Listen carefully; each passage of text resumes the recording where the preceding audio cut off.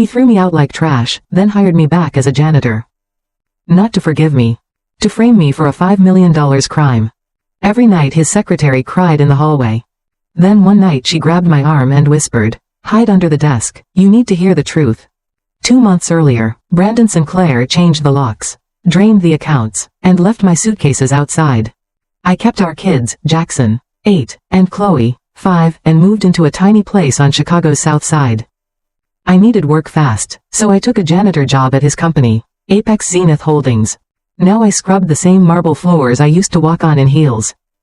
Brandon walked past me like I was a stain and sneered, "Get this trash out of the lobby. No class, no ambition, that's why I'm divorcing her." I didn't cry, I just kept cleaning. That evening, the building emptied out. Only Yvette, the young secretary, stayed at her desk, eyes haunted. When I entered Brandon's office to clean, she rushed in behind me, shaking. "Please," she hissed, "under the desk, he's coming." I barely fit beneath the oak desk when the door opened. Brandon laughed with a man I recognized, Ezra, the fixer lawyer he swore he'd cut off. "Are the documents ready?" Ezra asked. "All signed," Brandon said. Then Ezra said my name. My signature, copied perfectly. Backdated 3 years.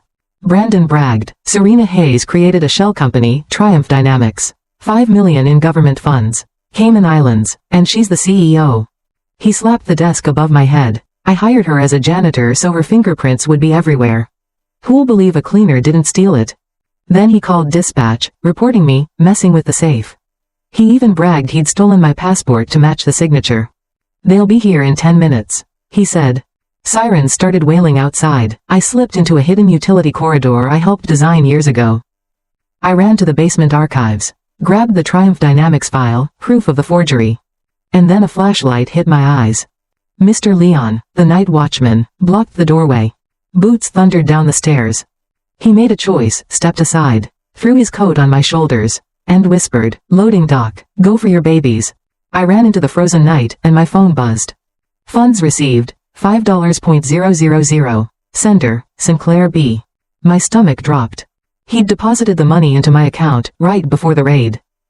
So I did the only thing I could think of. I paid a stranger cash and went straight to the one person Brandon truly fears, his mother.